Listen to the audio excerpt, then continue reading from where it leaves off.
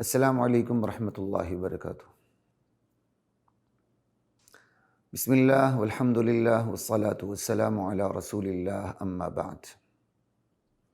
خواتین و حضرات، درس صحیح بخاری کے ساتھ خلیق الرحمن آپ سے مخاطب ہے۔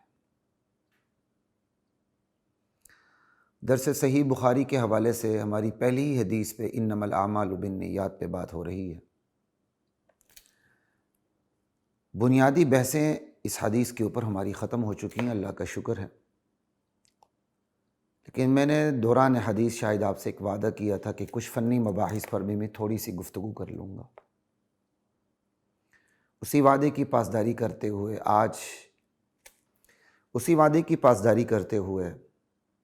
آج درس صحیح بخاری کی پہلی حدیث کی آخری نشست کے ساتھ آپ سے مخاطب ہوں۔ طبیعت بھی کچھ ٹھیک نہیں، اختصار کے ساتھ بات کروں گا۔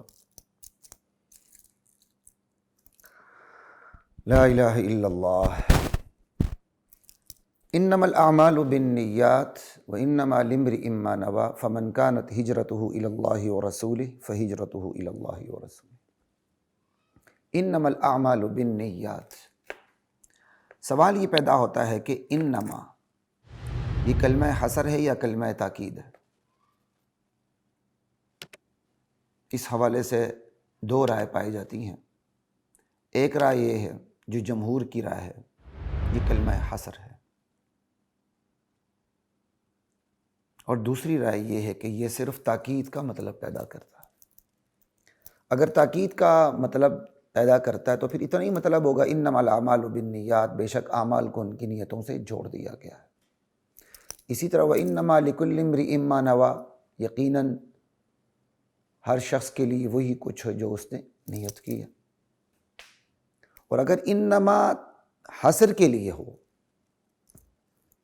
تو پھر سوال یہ پیدا ہوتا ہے حصر کی یہ کون سی قسم ہے؟ حصر مطلق ہے جس کو حصر حقیقی بھی کہتے ہیں، یا حصر اضافی ہے؟ یہ دو بنیادی قسمیں ہیں، وگرنہ تو آج کل اتنا کام منظر عام پہ آ چکا ہے، ادعائی غیر ادعائی، حصر کی 3-4 اقسام بنائی جاتی ہیں، بڑا مزہ آتا ہے پڑھتے ہوئے، لیکن ان تمام مباحث کو میں ایک طرف رکھتے ہوئے یہاں صرف حصر حقیقی اور حصر غیر حقیقی یعنی حصر اضافی کے حوالے سے بات کروں گا۔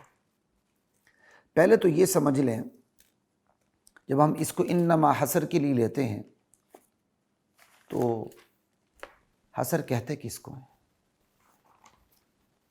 حصر کہتے ہیں، حصر اور قصر یہ دونوں لفظ استعمال ہوتے ہیں، دونوں کا ایک ہی مطلب ہے، اثبات الحکم للمذکور ونفی عما عدا، مذکور کے لیے حکم ثابت کرنا اور غیر مذکور کے لیے اس حکم کی نفی کر دینا غیروں سے، یعنی مذکور کے لیے حکم ثابت ہو، غیر مذکور سے حکم کی نفی کر دی جائے، غیر مذکور سے نفی کر دی جائے، یہ ہے حصر۔ اس کو دوسرے الفاظ میں اس طرح بھی بیان کیا جاتا ہے، تخصیص شیء بشیء بطریق مخصوص، ایک چیز کو دوسری چیز کے ساتھ مختص کر دینا ایک مخصوص طریقے کے ساتھ۔ حصر کی وجہ سے ایک ہی جملے میں دو مفہوم پیدا ہو جاتے ہیں، یہ عربی بلاغت کا کمال ہے۔ حصر کی وجہ سے، عام فہم زبان میں کہہ رہا ہوں، حصر کی وجہ سے ایک ہی جملے میں دو مفہوم پیدا ہو جاتے ہیں۔ بظاہر جملہ ایک ہوتا ہے، جیسے ایاک نعبد، یہاں تقدیم و تاخیر کی وجہ سے حصر پیدا ہوا ہے، اہل علم جانتے ہیں۔ یا اللہ ہم تیری ہی عبادت کرتے ہیں، تیرے سوا کسی کی نہیں کرتے، یہ دو مفہوم پیدا ہو گئے، جملہ ایک ہی ہے۔ اسی طرح ایاک نستعین، یا اللہ ہم تجھ سے مدد چاہتے ہیں، تیرے سوا کسی سے نہیں چاہتے، یہ دو مفہوم پیدا ہو گئے۔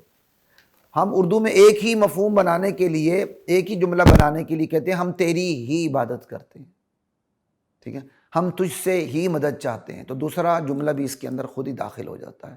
یہاں بتانے کا مطلب یہی ہے کہ حصر کی وجہ سے ایک ہی کلام میں دو مفہوم پیدا ہو جاتے ہیں، ٹھیک ہے، اور حصر کی وجہ سے جو چیز مذکور ہوتی ہے اس کے لیے حکم ثابت ہوتا ہے، جو غیر مذکور ہوتی ہے اس سے حکم کی نفی کر دی جاتی ہے۔ یہ حسر کا سادہ سا مفہوم ہے۔ یہ تو ہو گئی حسر کی تعریف، اور اب ہم چلتے ہیں حسر کی اقسام کی طرف۔ اس کی دو بنیادی بڑی قسمیں ہیں، باقی نحات نے آج کل آپ گوگل پر دیکھ دیں، انٹرنیٹ پہ دیکھ لیں، عربوں نے بڑا کام کیا ہے، 3-4 کم سے کم 4 اقسام بناتے ہیں وہ اسی سے، لیکن بنیادی طور پر جو ہماری درسی کتابوں کے اندر آتا ہے اسی کو میں سامنے رکھتے ہوئے بات کر رہا ہوں کہ حسر کی 2 قسمیں، ایک حسر حقیقی ہے اور ایک حسر اضافی ہے۔ حقیقی حسر کہتے ہیں ما کان الاختصاص فیہ بحسب الواقع والحقیقہ، جس کے اندر جو حسر پیدا کیا جاتا ہے، جو اختصاص پیدا کیا جاتا ہے، وہ بالکل مبنی بر حقیقت ہوتا ہے، بحسب الواقع والحقیقہ، لا بحسب الاضافۃ الی شیء آخر، کسی اور چیز کو، کسی اور نسبت کو پیش نظر رکھ کر اس میں حسر پیدا نہیں کیا جاتا۔ یعنی حسر حقیقی میں جو حسر ہوتا ہے اس میں مذکور کے لیے حکم ثابت ہوتا ہے، باقی سب سے اس حکم کی نفی ہوتی علی الاطلاق، کسی معین چیز کی نفی نہیں ہوتی بلکہ علی الاطلاق غیر مذکور سے حکم کی نفی ہو جاتی ہے۔ جیسے لا الہ الا اللہ، یہ لا اور الا کی وجہ سے حسر آیا، کلمہ حسر یہاں الا ہے، نہیں ہے کوئی الہ سوائے اللہ کے، لا الہ الا اللہ، یہ حقیقی حسر ہے کہ نہیں ہے کوئی الہ سوا، علی الاطلاق اللہ کے سوا الہ کی نفی ہے کہ اللہ کے سوا کوئی ایسی ذات نہیں جس میں الوہیت ہو، الوہیت اللہ میں محصور کر دی گئی ہے، الوہیت اللہ میں محصور ہے، یہ ہے حسر حقیقی۔ حسر اضافی، جس میں کسی معین چیز کو پیش نظر رکھ کر حسر پیدا کیا جاتا ہے اور مذکور کے لیے حکم ثابت ہوتا ہے، کسی معین چیز، ایک خاص نسبت، ایک خاص چیز کو پیش نظر رکھ کر حسر پیدا کیا جاتا ہے، یہ حسر حقیقی نہیں ہوتا، علی الاطلاق حسر نہیں ہوتا۔ جیسے آپ کہیں ما علی الا قائم، علی نہیں ہے مگر کھڑا، اب یہاں جو حسر پیدا کیا گیا ہے یہ نہیں کہ علی کی صرف ایک ہی صفت ہے قیام، بھائی وہ اسے بھوک بھی لگتی ہے، اسے پیاس بھی لگتی ہے، وہ روتا بھی ہے، وہ خوش بھی ہوتا ہے، اس کی اور بہت سی صفات ہیں، لیکن ما علی الا قائم، یہ جو حسر پیدا کیا یہ قعود کو سامنے رکھ کے کیا گیا ہے، مثل تو مثلا، ٹھیک ہے، قعود کو سامنے رکھ کے کیا گیا ہے، علی بیٹھا نہیں ہے بلکہ کھڑا ہے، تو ایک خاص چیز کو سامنے رکھ کر جو حسر پیدا کیا جاتا ہے وہ حسر حقیقی نہیں ہوتا، وہ بلکہ حسر اضافی ہوتا، ٹھیک ہے، اس کے اندر علی الاطلاق حسر نہیں ہوتا، سب سے حکم کی نفی نہیں ہوتی، اور خیر اس کے اندر بہت سی چیزیں آتی ہیں، تاکید، مبالغہ، یہ وہ لٹرم پٹرم بہت کچھ ہے، لیکن میں بحث کو سمیٹتے ہوئے آپ کو اب چونکہ حسر کی بات کی تھی تو اب سوال یہ پیدا ہوتا ہے، انما الاعمال بالنیات، اعمال کو نیتوں سے جوڑ دیا گیا ہے، اس میں کون سا حسر ہے؟ لا الہ الا اللہ، اعمال کو نیتوں سے جوڑ دیا گیا ہے، اس میں کون سا حسر مراد ہے؟ حسر حقیقی ہے یا حسر اضافی ہے؟ اس سے پہلے ایک اور سوال کو بھی سمجھ لیں، اس کا سوال کا جواب دے دیتے ہیں۔ جب حسر ہو تو کون سا حسر سب سے پہلے لیا جائے گا، حسر حقیقی یا حسر اضافی؟ تو میں نے لفظ ہی ایسا استعمال کیا کہ آپ کو پتہ چل جائے کون سا حسر پہلے لینا چاہیے۔ حسر میں اصل حسر حقیقی ہے، اس لیے جب بھی مطلق حسر آئے گا، جب بھی حسر ہوگا وہاں کوشش کی جائے گی کہ یہ حسر مطلق ہو، حسر یعنی حقیقی ہو، حسر حقیقی پر عمل متعذر ہو، پھر ہم کہیں گے یہاں حسر اضافی ہے، ٹھیک ہے۔ اب ہم دیکھتے ہیں انما الاعمال بالنیات کو سامنے رکھتے ہوئے اس میں کون سا حسر ہے، حسر حقیقی ہے یا حسر اضافی ہے؟ علی الاطلاق مذکور کے ما سوا سے حکم کی نفی کی گئی ہے یا کسی خاص چیز کو سامنے رکھ کر حسر کا مفہوم رکھا گیا؟ ٹھیک ہے، میرے ناقص خیال میں کمزور انسان، ذالکما مما علمنی ربی، یہاں حسر حقیقی بھی ممکن ہے، حسر اضافی بھی ممکن ہے۔ یہاں حسر حقیقی بھی ممکن ہے، یہاں حسر اضافی بھی ممکن ہے، دونوں ہو سکتے ہیں۔ وہ کیسے؟ ذرا سنیے گا، پہلے ہم حسر حقیقی کو دیکھتے ہیں۔ لا الہ الا اللہ۔ اعمال عمل صالح، ٹھیک ہے، عمل صالح شریعت کی ایک اصطلاح سمجھ لیں۔ یہ نہیں کہ مجھے اور آپ کو کوئی عمل خوشنما نظر آئے تو وہ عمل صالح بن گیا۔ شریعت میں اس کی کچھ شرائط ہیں۔ عمل صالح کی پہلی شرط یہ ہے کہ وہ جو عمل ہے وہ اللہ کے حکم سے ہو، ایک۔ دوسری شرط یہ ہے نبی علیہ السلام کے طریقے سے ہو، سنت کے مطابق ہو، اور تیسری شرط یہ ہے کہ نیت خالص ہو۔ اگر ایک عمل اللہ کے حکم سے ثابت نہیں، غلط ہو جائے گا، وہ عمل عمل صالح نہیں ہوگا۔ ایک عمل اللہ کے حکم سے ثابت ہے لیکن نبی کے طریقے کے مطابق سر انجام نہیں دیا گیا، وہ بھی عمل صالح نہیں، ٹھیک ہے، وہ بدعات کی طرف چلا جائے گا، کسی اور طرف چلا جائے گا۔ ایک عمل اللہ کے حکم سے بھی ثابت اور نبی علیہ السلام، ایک عمل اللہ کے حکم سے بھی ثابت اور نبی علیہ السلام کے طریقے کے مطابق اسے سر انجام بھی دیا گیا لیکن نیت خالص نہیں رکھی گئی، وہ بھی غلط، وہ بھی عمل صالح نہیں۔ جیسے کسی نے ریاکاری کے لیے حج کیا، ریاکاری کے لیے نماز پڑھی، ریاکاری کے لیے روزہ رکھ لیا، اللہ کا حکم بھی ہے، نبی کا عمل بھی، طریقہ بھی ہے، لیکن نیت ٹھیک نہیں، غلط۔ تو آپ نے تین شرائط عمل صالح کی دیکھ لی کہ اللہ کے حکم سے ہو، نبی کے طریقے سے ہو اور نیت خالص ہو۔ ان میں سے دو شرائط کا تعلق ظاہر سے ہے اور ایک شرط کا تعلق باطن سے۔ اللہ کے حکم سے ہو، یہ ظاہری شرط، نبی کے طریقے کے مطابق ہو، ظاہری شرط، نیت خالص ہو، یہ باطنی شرط ہے، ٹھیک ہے۔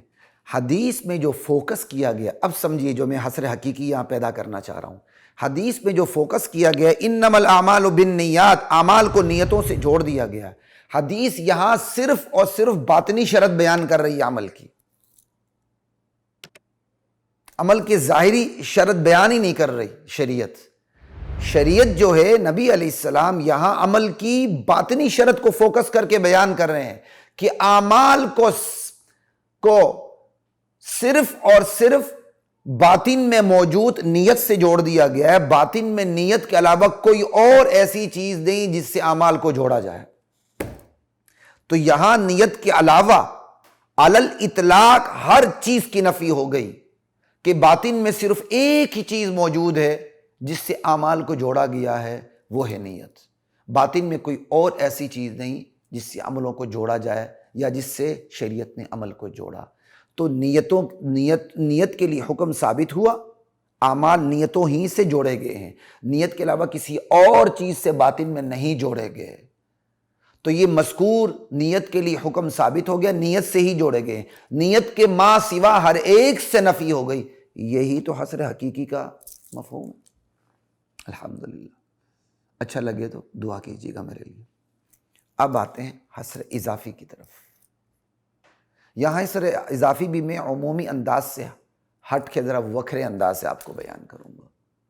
میں یہ نہیں کہوں گا، یہاں میں تنقید بھی نہیں کرتا، استغفر اللہ، اللہ بڑائی سے محفوظ فرمائے۔ میں یہ بھی نہیں کہوں گا اعمال تو جوارے سے بھی ہوتے ہیں، نیتوں سے بھی ہوتے ہیں، میں یہ نہیں کہوں گا، ٹھیک ہے۔ تو ذرا سامنے رکھیے گا، یہاں حسر اضافی بھی ممکن ہے۔ حسر اضافی آپ نے سمجھ لیا تھا کہ اس کے اندر حسر اضافی میں کیا ہوتا ہے، اس میں جو حسر پیدا کیا ہوتا ہے کسی خاص چیز کو پیش نظر رکھ کر حسر پیدا کیا جاتا ہے، جبکہ حسر حقیقی میں علی الاطلاق حسر ہوتا ہے، بحسب ما کان الاختصاص فیہ بحسب الواقع والحقیقہ لا بحسب الاضافۃ الی شیء آخر۔ یہ لا بحسب الاضافۃ الی شیء آخر ہے نا، بحسب الاضافہ الی شیء آخر، یہ حسر اضافی ہے۔ کسی معین چیز کو سامنے رکھ کر جو حسر پیدا کیا جاتا ہے وہ حسر اضافی ہے۔ اب یہاں دیکھیں انما الاعمال بالنیات، اعمال کو نیتوں سے ہی جوڑا گیا ہے، اعمال کو اعمال کے ظاہری شکلوں سے نہیں جوڑا گیا۔ تو اعمال کے ظاہری شکلوں کے بالمقابل نیت کے لفظ کو لایا گیا، نیتوں کو لایا گیا۔ یہ ہے حسر اضافی، کہ کسی معین چیز کو پیش نظر رکھ کر حسر پیدا کیا جائے۔ تو جب کہا کہ اعمال نیتوں ہی سے جوڑے گئے ہیں تو کس معین چیز کو پیش نظر رکھا گیا؟ اعمال کی ظاہری شکل کو، نماز کی ظاہری شکل کو، زکوٰۃ کی ظاہری شکل کو، روزے کی ظاہری شکل کو، اعمال کے ظاہری شکلوں کو سامنے رکھ کے کہا گیا، مقابل بنا کے، کہ اعمال کو ان کی ظاہری شکلوں سے نہیں بلکہ نیتوں، باطنی شکل یعنی نیتوں سے جوڑ دیے گئے۔ یہی حصر اضافی، لا الہ الا اللہ۔ یہ بالکل ایسا ہی حصر اضافی جیسے قرآن میں آتا ہے انما حرم علیکم المیتۃ والدم ولحم الخنزیر وما اہل بہ لغیر اللہ، ٹھیک ہے، کہ یہاں بھی حصر اضافی ہے کہ مشرکین بحیرہ صائبہ ما جعل اللہ من بحیرۃ ولا صائبۃ ولا وصیلۃ ولا حام، ان کو وہ حرام کیا کرتے تھے، کہا یہ حرام نہیں بلکہ یہ حرام ہے۔ یہ حصر اضافی ہے، اور حصر اضافی کی قسم حصر قلب ہے کہ مخاطب کے اعتقاد کے برعکس بات ہو رہی ہے اس کے اندر، ٹھیک ہے، لا الہ الا اللہ۔ اب یہاں بھی اگر کوئی یہ کہے، کوئی یہ سمجھے کہ اعمال تو اس کی ظاہری شکلوں کے ساتھ ہی مربوط ہیں، اگر کوئی یہ سمجھے تو پھر یہ انما الاعمال بالنیات اس کے مد مقابل حصر قلب ہوگا، حصر اضافی کی قسم۔ میرے خیال یہاں ہماری اتنی بات کافی ہے، اب تھوڑا سا مزید آگے چلتے ہیں۔ انما کلمہ حصر ہے، تو حصر میں دو چیزیں ہوتی ہیں، ایک تو خود کلمہ حصر ہو گیا جس میں محصور کر دیا گیا محصور فی، یا جس میں قصر کر دیا گیا مقصور علیہ، قصر حصر ایک ہی چیز ہے، ٹھیک ہے، اور جس کو محصور کر دیا یعنی محصور یا مقصور، ٹھیک ہے، تو انما آسانی سے سمجھنے کے لیے انما محصور پہ داخل ہوتا ہے، محصور فی پہ داخل نہیں ہوتا، بخلاف کلمہ حصر الا کے وہ محصور فی پہ داخل ہوتا ہے، جیسے ان انت الا نذیر، ٹھیک، ان انت رسول علیہ السلام کو محصور کر دیا گیا نذیر مبین میں، ٹھیک ہے، ان انت الا نذیر، نذیر میں محصور کیا گیا، تو الا جو ہے وہ محصور فی پہ داخل ہوتا ہے، انما محصور پہ داخل ہوتا ہے، تو انما الاعمال بالنیات، اعمال کو ان کی نیتوں سے جوڑ دیا گیا ہے، الاعمال یہاں محصور ہے، بالنیات یہاں محصور فی ہے، بالکل اسی طرح آگے جو آئے گا وَإِنَّمَا لِكُلِّ امْرِئٍ مَّا نَوَىٰ یا لِامْرِئٍ مَّا نَوَىٰ، یہ محصور ہے، ما نوا جو ہے وہ محصور فی ہے، لا الہ الا اللہ۔ تو یہ بھی یاد رکھ لیجیے گا، اور چلیں ساتھ ساتھ ایک اور بات بھی میں کر دیتا ہوں کہ جب کیا کہتے ہیں محصور بھی آ گیا، محصور فی بھی آ گیا، تو جو حصر کس پر داخل ہوتا ہے، حصر کس میں ہوتا ہے، تو یاد رکھیے کبھی مسند الیہ کا حصر مسند پر ہوتا ہے، کبھی مسند کا حصر مسند الیہ پر ہوتا ہے، حصر المسند الیہ علی المسند یا حصر المسند علی المسند الیہ، انما الاعمال بالنیات میں حصر المسند الیہ علی المسند ہے، وانما لکل امرئ ما نویٰ میں، لکل امرئ ما نویٰ میں حصر المسند علی المسند الیہ ہے، کیونکہ ما نویٰ جو ہے وہ مبتدا مؤخر ہے، لکل امرئ یہ جو ہے خبر مقدم ہے، لا الہ الا اللہ۔ اور اس کو یہ حصر اضافی ہو یا حصر قلبی ہو، قصر اضافی ہو یا حصر اضافی ہو یا حصر حقیقی ہو، جسے آپ قصر اضافی یا قصر حقیقی بھی کہہ سکتے ہیں، تو جس طرح یہ ایک تعبیر ہے حصر المسند الیہ علی المسند یا حصر المسند الیہ علی المسند یا حصر المسند علی المسند الیہ، بالکل اسی طرح اس کی ایک یہ تعبیر بھی کی جاتی ہے، تعبیریں ہیں نا حصر کی، تو ایک یہ تعبیر بھی کی جاتی ہے قصر الموصوف علی الصفہ یا قصر الصفہ علی الموصوف، یہ حصر اضافی ہو یا حقیقی ہو، دونوں کی یہ اقسام بن جاتی ہیں۔ قصر الصفہ علی الموصوف، صفت کو موصوف میں بند کر دینا، اس کی مثال دیکھ لیں، لا فارس الا معاویہ رضی اللہ عنہ، کوئی شاہ سوار نہیں سوائے معاویہ کے، اب یہ شاہ سواری ہے، شاہ سوار ہونا فارس، اس کو معاویہ میں بند کر دیا گیا، ٹھیک ہے نا جی، کہ شاہ سوار تو بس صرف معاویہ ہے، باقی تو کل عدم ہے، ٹھیک ہے، یہ ایک الگ بات۔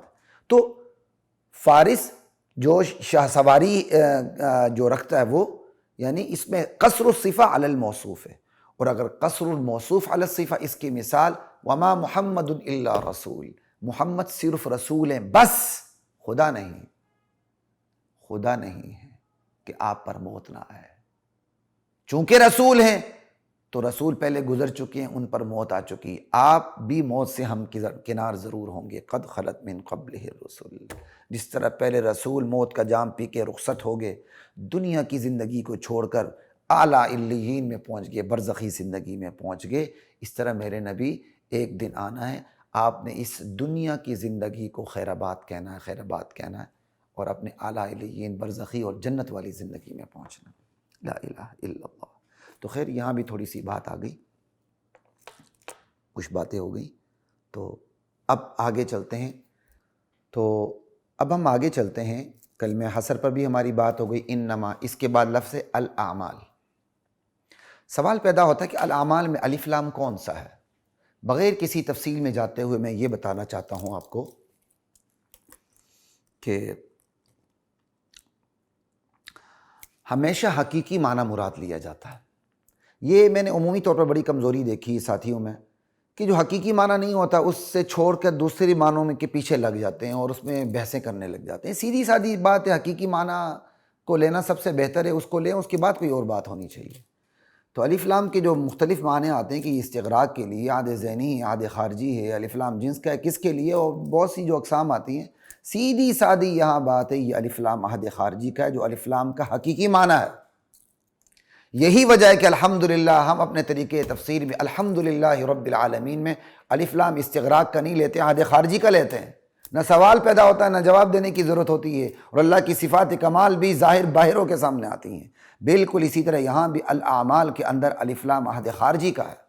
مراد وہ درست اعمال ہے، وہ اعمال ہے جنہیں شریعت درست سمجھتی ہے، درست اعمال، اور پھر وہ اختیاری، کیونکہ اختیاری اعمال ہی ہوتے ہیں جو عادتاً صادر ہوتے ہیں، جو غیر اختیاری اعمال ہوتے ہیں تو ان کا وقوع تو ویسے ہی نادر ہوتا ہے، تو النادر کالمعدوم، اس کی تو کوئی وقت ہی نہیں۔ تو یہاں الاعمال میں الف لام عہد خارجی کا ہے، اور اس سے مراد وہ اعمال ہیں جو شریعت کی نظر میں درست ہیں، اور اعمال بھی وہ ہیں جو اختیاری ہیں۔ ٹھیک ہے جی، تو عہد خارجی کی بات یہاں ہماری مکمل ہو گئی۔ انما الاعمال بالنیات، اعمال کا دار و مدار اعمال کو ان کی نیتوں سے جوڑ دیا گیا ہے۔ بالنیات، بالنیات سے ہماری، دیکھیں میں ایک ایک لفظ کو الگ الگ کر کے آپ کے سامنے کر رہا ہوں۔ پہلے میں نے انما کو رکھا، پھر میں نے الاعمال کو رکھا، اب آپ کے سامنے میں بالنیات کو رکھ رہا ہوں۔ یہ بالکل بالنیات الگ بحث ہے۔ بالنیات، یہ با کون سی ہے؟ با الصاق یا مصاحبت کے لیے بھی ہو سکتی ہے، با سببیت کے لیے بھی ہو سکتی ہے، با استعانت کے لیے بھی ہو سکتی ہے، اور اس حقیر فقیر کی رائے میں با ظرفیت کی بھی ہو سکتی ہے۔ الحمدللہ با الصاق یا مصاحبت کے لیے بھی ممکن ہے، اور با الصاق تو بہت، علامہ سیوے تو کہتے ہیں نا، با کے جس معنی کو دیکھو اس کے اندر الصاق پایا جاتا ہے۔ تو انما الاعمال بالنیات، اعمال کو نیتوں سے جوڑ دیا گیا ہے، اعمال کو نیتوں سے جوڑ دیا گیا ہے، یہ با الصاق کی ہے۔ اس لیے تصح و تصاب و ان تکلفات میں پڑھنے کی ضرورت ہی نہیں ہوتی ہے۔ با الصاق خود بتا دیتا ہے کہ اس کا کیا کہتے ہیں، اس کو کس سے متعلق ہونا چاہیے۔ ہم اجتہادی معنی کی طرف چلے جاتے ہیں، اور جو یقینی معنی ہے اسے بالکل نظر انداز کر دیتے ہیں۔ چونکہ اس پر میری کھل کے بات ہو چکی ہے، اس لیے میں اس طرف نہیں جانا چاہتا طبیعت کو روک کے، ورنہ میری طبیعت پھر چاہتی ہے میں اسی طرف نکل جاؤں۔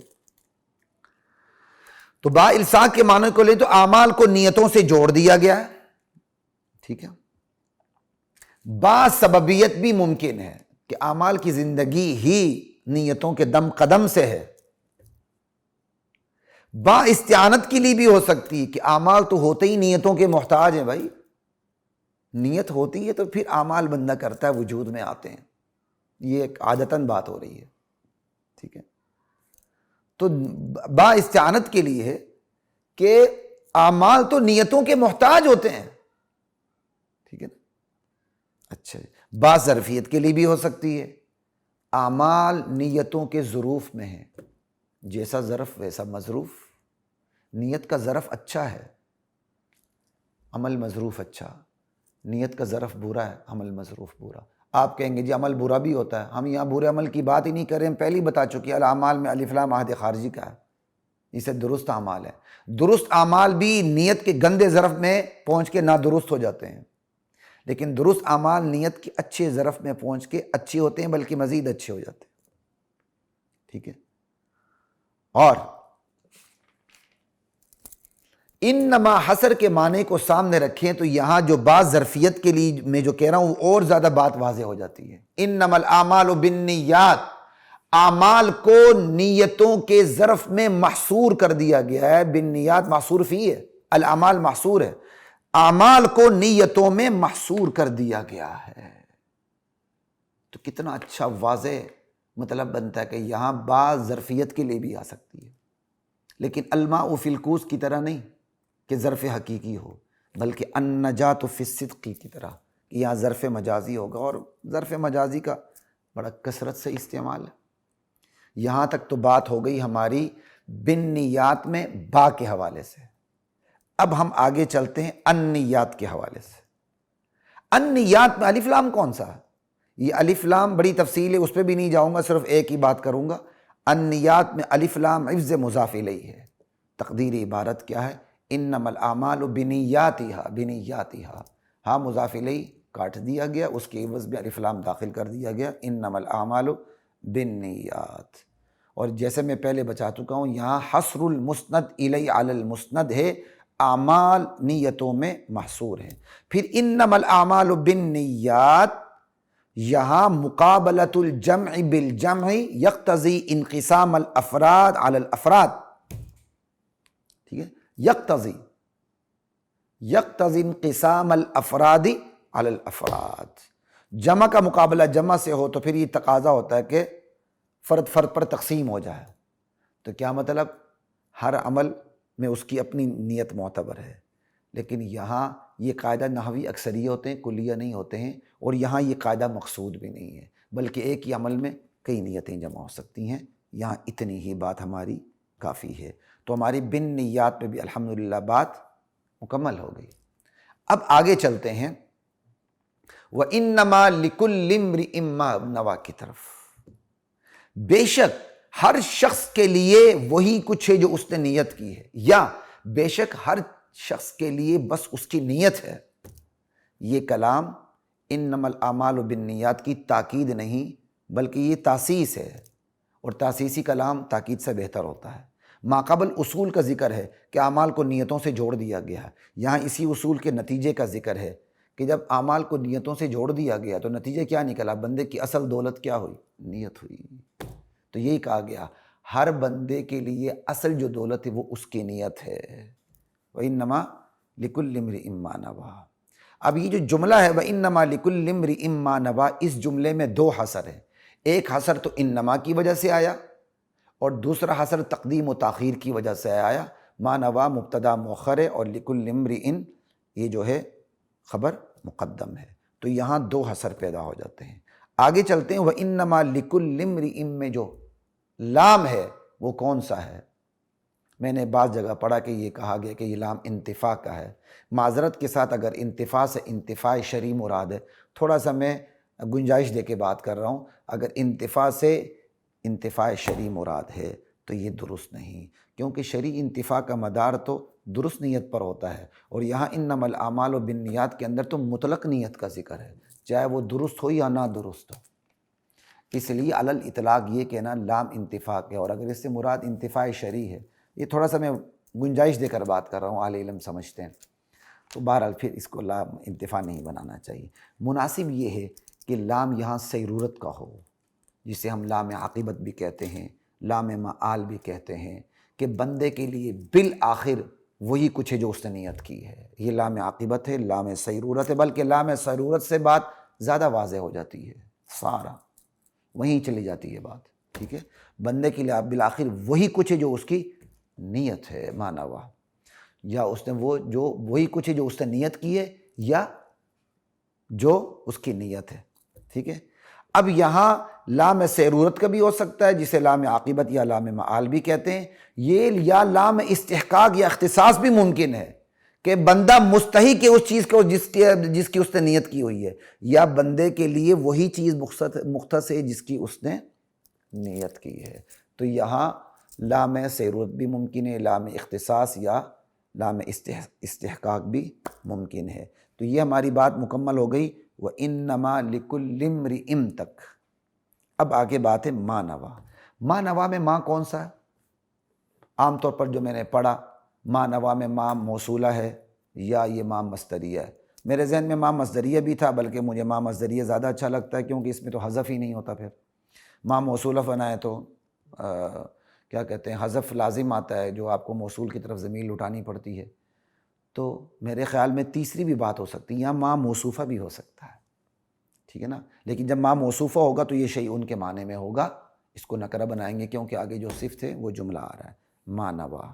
تو ما موصولہ یا موصوفہ یا مصدریہ، یعنی مصدریہ ہوگا تو وَإِنَّمَا لِكُلِّ امْرِئٍ نِّيَّتُهُ، ٹھیک ہے جی۔ لا الہ الا اللہ مصدر مضاف الی الفاعل ہو جائے گا۔ اور یہاں قصر المستد علی المستد الیہ ہے، لکل امرئ کو محصور کر دیا گیا ما نوا کے اندر، کہ ہر بندے کے لیے صرف وہی کچھ جو اس نے نیت کی ہے، ٹھیک ہے۔ اب آگے چلتے ہیں وَإِنَّمَا لِكُلِّ امْرِئٍ مَّا نَوَا پہ ہماری بات مکمل ہو گئی۔ اب ہم آگے چلتے ہیں فَمَنْ كَانَتْ هِجْرَتُهُ۔ میں اب آگے چلتے ہیں، اس لیے کہہ رہا ہوں کہ آگے چلتے ہیں سے کلپ الگ ہو جاتا ہے، ٹھیک ہے، اور وہ عنوان بھی آپ لفظ دیکھ لیں الگ ہو جاتا ہے۔ فَمَنْ كَانَتْ هِجْرَتُهُ، یہ فا تفصیلیہ ہے کیونکہ انما الاعمال بالنیات وانما لکل امرئ ما نویٰ کی تفصیل ہو رہی ہے، جو اللہ کے نبی آگے 3 مثالوں کے ذریعے سمجھا رہے ہیں۔ فَمَنْ كَانَتْ هِجْرَتُهُ إِلَى اللَّهِ وَرَسُولِهِ فَهِجْرَتُهُ إِلَى اللَّهِ وَرَسُولِهِ وَمَنْ كَانَتْ هِجْرَتُهُ إِلَى الدُّنْيَا يُصِيبُهَا أَوْ امْرَأَةٍ يَنكِحُهَا فَهِجْرَتُهُ إِلَى مَا هَاجَرَ إِلَيْهِ۔ یہاں کانت تامہ بھی ہو سکتا ہے، فمن کانت میں کانت ناقصہ بھی ہو سکتا ہے۔ ناقصہ کی صورت میں یہ الاللہ، جو الاللہ ورسولہ یہ خبر کانت ہے، اور تامہ کی صورت میں یہ جار مجرور ظرف لغو یہ ہجرت کے ساتھ متعلق ہو جائے گا، ٹھیک ہے۔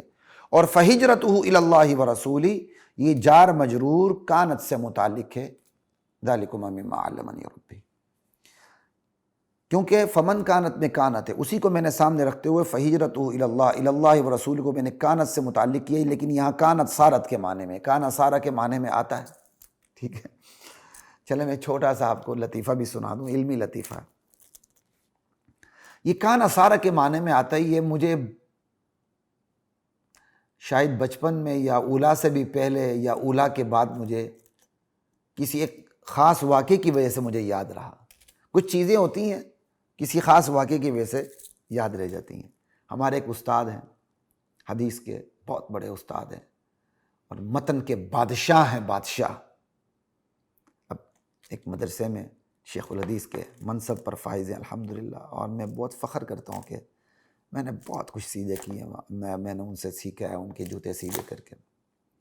اللہ تعالیٰ ان کے علم میں، عمل میں، عمر میں برکتیں عطا فرمائے۔ مدرس ہوتا ہے تو وہ قدرتی بائی نیچر مدرس ہیں، بائی نیچر وہ خطیب نہیں ہے۔ تو وہ والد محترم کی جگہ جمعہ پڑھا رہے تھے، تو جمعہ پڑھاتے ہوئے انہوں نے کانا پہ آ کے بات کی، قرآن کریم کی آیت پڑھتے ہوئے کہتے کہ یہاں کانا سارہ کے معنی میں لا الہ الا، مقتدیوں کو بتا رہے تھے یہاں کانا سارہ کے معنی میں۔ تو وہ مجھے بات یاد ہو گئی کہ اب بیچارے مقتدیوں کو کیا پتا کہ کانا کیا ہے تو سارہ کیا، یا کانا سارہ کے معنی میں کیا ہے۔ تو مدرس بائی نیچر مدرس ہوتا ہے، وہ خطابت میں بھی اس کی تدریس شروع ہو جاتی ہے۔ تو اس وقت سے پھر مجھے یہ بات یاد رہی، اس بات نے آج مجھے فائدہ دیا کہ فمن کانت ہجرتہ الی اللہ ورسولہ فہجرتہ الی اللہ ورسولہ میں نے وہ تعبیر کی الحمدللہ کہ جس کی ہجرت اللہ اور اس کے رسول کے لیے تھی تو اس کی ہجرت اللہ اور اس کے رسول کے لیے ہو چکی۔ کانت جو پہلا کانت ہے وہ کانت ہی کے معنی میں، تو کون، وجود، ثبوت، حصول، افعال عامہ بھی نکال لیے، اور افعال عامہ جو ہے کانا سارہ کے معنی میں بھی آ گیا۔ تو جو کیا کہتے ہیں اصل جو جار مجرور جس سے متعلق ہوتا ہے اس جو سے نکالا جاتا ہے، تو بہتر یہی ہوتا ہے کہ سب سے پہلے ہم افعال عامہ میں سے دیکھیں، تو ہم نے افعال عامہ میں سے نکالا کانا، اور کانا سارہ کے معنی میں۔ تو کانت یہاں ہم نکالیں گے فہجرتہ الی اللہ ورسولہ، فہجرتہ کانت الی اللہ ورسولہ، اور کانت یہاں کس کے معنی میں ہے، فہجرتہ صارت الی اللہ ورسولہ۔ تو پورا جملہ کس طرح بنے گا، فمن کانت ہجرتہ الی اللہ ورسولہ فہجرتہ صارت الی اللہ ورسولہ، لا الہ الا اللہ۔ اب آگے چلتے الی اللہ ورسولہ، اگر کلام کے طرز کو دیکھا جائے تو یہاں تو بہتر یہ تھا کہ فمن کانت ہجرتہ الی اللہ ورسولہ، تو فہجرتہ الیہ ما آنا چاہیے تھا، کیونکہ اسم ظاہر کا پہلے ذکر آ چکا ہے، تو تکرار کے اندر تو معاذ اللہ ثقل نظر آتا ہے بظاہر۔ یہاں تو ضمیر کی جگہ، اسم ظاہر کی جگہ نہیں ہے، لیکن وضع الظاہر موضع المضمر، یہاں اسم ظاہر کو ضمیر کی جگہ رکھا گیا، کیوں؟ تعظیما للہ ورسولہ، اللہ اور اس کے رسول کی تعظیم کی وجہ سے، فہجرتہ الی اللہ ورسولہ۔ سمجھ آئی بات کی؟ لا الہ الا اللہ، تو اللہ اور اس کے رسول کی تعظیم کی وجہ سے اللہ اور اس کے رسول کے نام کو ظاہر کیا گیا، فہجرتہ الیہما نہیں کہا گیا۔ اور پھر پہلے ہی میں بتا چکا ہوں، فمن کانت ہجرتہ الی اللہ کافی تھا، وہ رسول کیوں لائے؟ اس لیے لائے تو پتہ چلے اللہ تک پہنچنے کے تمام راستے رسول کے در سے گزرتے ہیں۔ لا الہ الا اللہ، ٹھیک ہے۔ ومن کانت ہجرتہ، اب آگے چلتے ہیں، یہاں یہ جملہ بھی مکمل ہو گیا۔ ومن کانت ہجرتہ الی دنیا یصیبها او امرأۃ ینکحها، یہاں یصیبها دنیا کی صفت ہے اور ینکحها امرأہ کی صفت ہے، اور امرأہ دنیا کے بعد ذکر کرنا تخصیص بعد تعمیم ہے، ٹھیک ہے۔ اچھا، اور یہ الی دنیا یصیبها، جس کی ہجرت دنیا کی طرف ہے، اسے پالے گا یا نکاح کر لے گا؟ بھئی کیا پتہ ہے پالے گا یا نہیں پالے گا، نکاح کر سکے گا یا نہیں کر سکے گا، کیا مطلب؟ تو سمجھ لیں، ضروری نہیں کہ جہاں فعل ہو وہاں فعل مراد ہو، فعل کا ارادہ کافی ہوتا ہے۔ جیسے قرآن کریم کے اندر آتا ہے اذا قمتم الی الصلاۃ، یا مجھے وہ بات یاد آ گئی تھی جو ہم نے استادوں سے تفسیر پڑھتے ہوئے ہمارے سامنے بات آئی تھی، غالباً جلالین پڑھتے ہوئے یا کچھ اور پڑھتے ہوئے، اذا قمتم الی الصلاۃ اذا اردتم القیام الی الصلاۃ، تو یہاں قمتم سے پہلے ارادہ محذوف ہے نا، یعنی ارادہ محذوف کا مطلب یہ ہوتا ہے کہ آپ کو سمجھایا جاتا ہے کہ یہاں یہ نہیں کہ نماز کی طرف کھڑے ہونے لگے آپ وضو کرنے چلے جائیں، جب نماز کی طرف کھڑے ہونے کا ارادہ ہو۔ یہاں بھی یصیبها میں اور ینکحها کے اندر دراصل ارادے کا مفہوم ہے، جس کی ہجرت دنیا کی طرف ہو کہ وہ دنیا پانے کا ارادہ کرتا ہے، عورت کی طرف ہو کہ عورت سے نکاح کرنے کا ارادہ کرتا ہے، ٹھیک ہے جی۔ یہ ساری تفصیل میں نے آپ کے سامنے رکھی۔ ومن کانت ہجرتہ الی اللہ ورسولہ ومن کانت ہجرتہ الی دنیا یصیبها او امرأۃ ینکحها فہجرتہ الی ما ہاجر الیہ، اس کی ہجرت اسی طرح جس طرف کی۔ اس کی تشریح پہلے میں دروس میں ساری کر چکا ہوں، یہاں اتنے بتانا ہے۔ حدیث کے تمام جملے اپنے ظاہر پر ہیں، خدا کی قسم، واللہ العظیم ثم اللہ العظیم، حدیث اپنے ظاہر پر ہے۔ یہ قسمیں اس لیے اٹھانی پڑی، جب میں بعض شروحات کو دیکھتا ہوں تو بڑی حیرانی ہوتی ہے کہ کسی کے نزدیک بھی حدیث اپنے ظاہر پر نہیں۔ بھئی آپ اجتہادی معنی کے حوالے سے کہہ سکتے ہیں چلے ہم آپ کی بات کی تعویل کر دیں گے، اجتہادی معنی کو اتنا فوکس کر دینا کہ انما الاعمال تصح بالنیات یا انما الاعمال تصاب بالنیات، اور جو حقیقی معنی ہے اس کو اتنا پس پش ڈال دینا، حدیث کی روح کو غائب کر دینا، اور پھر ساتھ یہ کہہ دینا حدیث اپنے ظاہر پر نہیں کسی کے نزدیک۔ بہرحال یہ اچھی روش نہیں، خدا کی قسم یہ حدیث اپنے ظاہر پر ہے، اعمال کو ان کی نیتوں سے جوڑ دیا گیا ہے، ظاہر پر نہیں ہے۔ فمن کانت ہجرتہ الی اللہ ورسولہ فہجرتہ الی اللہ ورسولہ، جس کی ہجرت اللہ اور اس کے رسول کی طرف تھی، اس کی ہجرت اللہ اور اس کے رسول کی طرف ہو چکی، حدیث ظاہر پر نہیں ہے۔ ومن کانت ہجرتہ الی دنیا یصیبها او امرأۃ ینکحها فہجرتہ الی ما ہاجر الیہ، جس کسی کی ہجرت دنیا پانے کے لیے تھی، عورت سے نکاح کرنے کے لیے تھی، تو سن لیں جس طرف بھی ہو اس کی ہجرت اسی طرف ہو گئی جس طرف اس نے ہجرت کی ہے۔ کیا یہ حدیث اپنے ظاہر پر نہیں؟ یہ حدیث اپنے ظاہر پر ہے۔ غیر ظاہری معنی بیان کر کے اس کو ظاہر قرار دینا اور ظاہری معنی پر سکوت کرنا، خاموشی اختیار کرنا، یا کہہ دینا کہ حدیث اپنے ظاہر پر نہیں، بہرحال یہ بہت بڑا ظلم ہے، ایسا نہیں کرنا چاہیے۔ لا الہ الا اللہ واللہ اکبر۔ اب ایک اور بات بغیر کسی کا حوالہ دیے آخری بات کر دیتا ہوں، دلیل لمی اور انی کی۔ لم علت کو کہتے ہیں، دلیل لمی علت سے معلول پر استدلال ہو تو دلیل لمی ہے، اور دلیل انی معلول سے علت پر استدلال ہو تو وہ دلیل انی کہلاتی ہے، ٹھیک ہے۔ اب نیت اور وحی کو دیکھ لیں۔ اگر کوئی شخص یہ کہتا ہے چونکہ آپ کی نیت بہت بلند تھی اس لیے آپ پر وحی اتری، خدا کی قسم یہ مغالطہ ہے، غلط ہے، اس کا مطلب نیت کی بلندی کی وجہ سے آپ پر وحی اتری ہے۔ آپ نیت کی بلندی کو لم اور علت بنا رہے ہیں اور وحی کو معلول بنا رہے ہیں، تو پھر تو وحی تو کسبی ہو گئی، حالانکہ وحی تو وہبی ہے۔ تو خواتین و حضرات، درس صحیح بخاری کی پہلی حدیث پہ ہماری بات مکمل ہو گئی۔ آخری جو نشست ہے درس صحیح بخاری کی پہلی حدیث کی، اس میں آپ نے دیکھ لی تھوڑی سی ہم نے فنی باتیں کی۔ فنی باتیں سے مراد وہ انگلش کا فنی نہیں، استغفر اللہ، یعنی عربی فن کے حوالے سے ہم نے جو ایک گرامیٹیکلی دیکھنا ہوتا ہے، ان میں تھوڑی سی ہم نے بات کی۔ جن کو گرامر کا پتہ نہیں انہیں سمجھ نہیں آئی ہوگی، اور آگے انشاءاللہ ہم جو باقی احادیث ہیں اس پر ہم ترجمہ تشریح اختصار کے ساتھ چلیں گے انشاءاللہ، جو میں نے نیت کی ہوئی ہے۔